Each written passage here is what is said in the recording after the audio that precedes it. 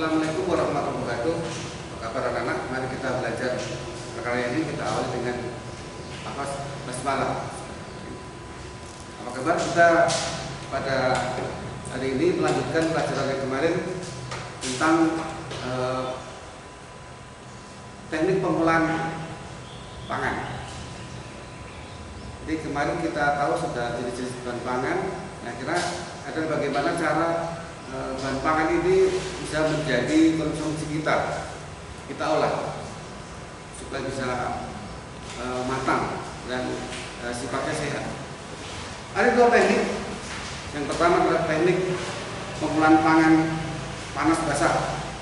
Jadi seolah-olah adalah metode kita adalah merebus. Nah, ini ada beberapa macam.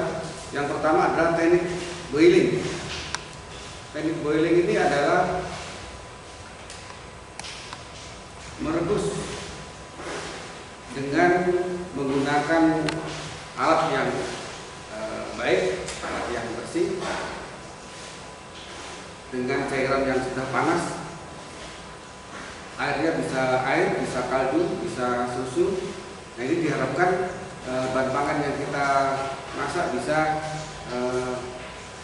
baik secara gizi, vitamin dan sebagainya.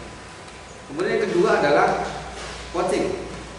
Ini berbeda dengan yang pertama tadi. Ini adalah merebus dengan menutup airnya, menutup pada barang yang bahan pangan yang kita masak tadi. Misalnya kita masak sayuran, masak telur dan sebagainya, itu tidak perlu kita menggunakan air yang banyak, cukup setinggi dari sayur yang mengambang dalam panci tadi. Dan jangan terlalu tinggi suhu airnya, suhu apinya, karena akan menyebabkan nilai gizi dan vitamin ini akan banyak terbuang. Yang ketiga adalah teknik braising. Teknik braising ini adalah merebus dengan lebih sedikit lagi cairannya. Ya. Ini berguna agar bahan itu selain lunak juga aromanya tidak hilang. Kita tahu bahwa kalau merebus wortel itu kita jangan sampai terlalu banyak air, terlalu banyak waktunya juga, karena dari bau atau aroma wortel ini sangat bagus bagi kita. Jadi kira-kira hanya setengah dari bahan yang direbus itu. Kemudian yang keempat adalah teknik stirring. Ini dalam bahasa Palembangnya adalah digulai atau menyeduh. Cairan yang digunakan adalah bisa air, bisa santan, bisa kaldu.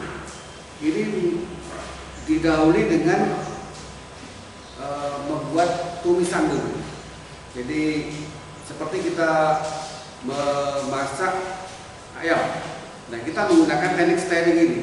Jadi setelah bumbunya kita tumis, baru ayamnya kita masukkan dan ditambah air. Nah, ini tentu akan lebih sehat, lebih enak dalam proses ini. Kemudian yang berikutnya adalah teknik stemming. Stemming ini adalah mengukus. Jadi bahan pangan ini tidak berhubungan langsung dengan airnya, tetapi hanya mengandalkan uap air dari panci yang ada di bawah. Jadi menggunakan satu alat tapi ada dua lapisan. Biasanya adalah ini orang membuat bolu, membuat roti, membuat puding, juga mengukus ikan dan sebagainya. Jadi kandungan vitamin dan gizi yang dalam bahan pangan itu sangat bagus, tidak banyak terbuang karena tidak berhubungan langsung dengan air, ya, tidak larut dalam air. Tentu saja ini dalam proses yang sangat higienis, sudah bersih dan dengan suhu air mendidih yang, jadi pemasukannya ketika air itu sudah mendidih, ya, orang membuat pepes dan sebagainya, itu adalah dengan teknik steaming ini. Kemudian teknik simmering. Simmering ini adalah orang untuk menghasilkan mengambil kaldu dari daging misalkan, ya. Jadi orang mau mengambil kaldu dari ayam, dari daging itu dengan prinsip simmering ini. Kemudian teknik yang terakhir dari penggunaan bahan pang basah ini adalah teknik mengetim. Nah, mengetim ini membutuhkan dua panci yang berbeda ukurannya. Yang pertama panci yang lebih besar diisi air, kemudian panci kedua itu bahan pangan yang kita olah tadi. Misalkan mau membuat bubur, membuat nasi atau sebagainya, itu dengan cara mengetim ini. Tentu membutuhkan waktu yang lebih lama dibandingkan proses yang tidak mengetim ini, karena membutuhkan pemanasan yang lebih tinggi, 2 kali proses pemanasan. Jadi memanaskan air yang mendidih, kemudian memanaskan barang yang ada dalam panci dalam air yang mendidih. Nah, itulah proses pengolahan bahan pangan dengan prinsip pangan panas basah. Kemudian yang kedua yaitu teknik pengolahan pangan panas kering. Ya, panas kering.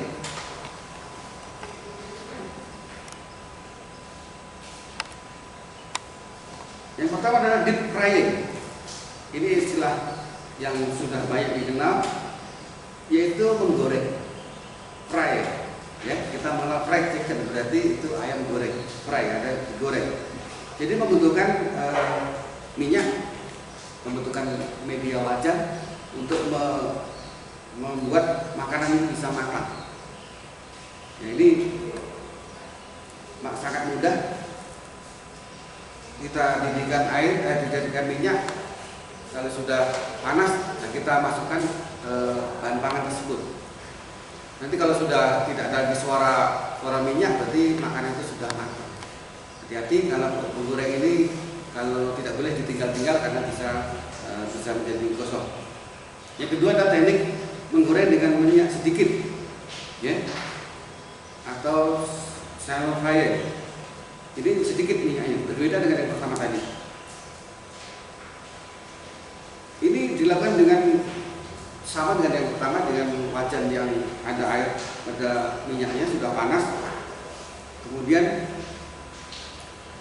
dijaga suhu minyak itu jangan sampai terlalu tinggi, karena jangan sampai bahan pangan ini sudah gosong tapi di dalamnya belum matang. Dan jelas dari pengaruh ini ada beberapa zat atau vitamin yang mudah larut, mudah hilang, terutama vitamin B, karena tidak tahan terhadap suhu minyak yang sangat tinggi. Yang ketiga adalah sauting. Ini adalah menumis, ya, jadi menumis. Jadi memasak dengan menggunakan sedikit minyak olahan dan bahan pangan yang dipotong kecil-kecil atau diiris tipis-tipis. Nah, ini ibu rumah tangga kalian, kamu bisa mencontoh dari atau minta dibantu dalam proses pemasakan ini, dan kita mudah.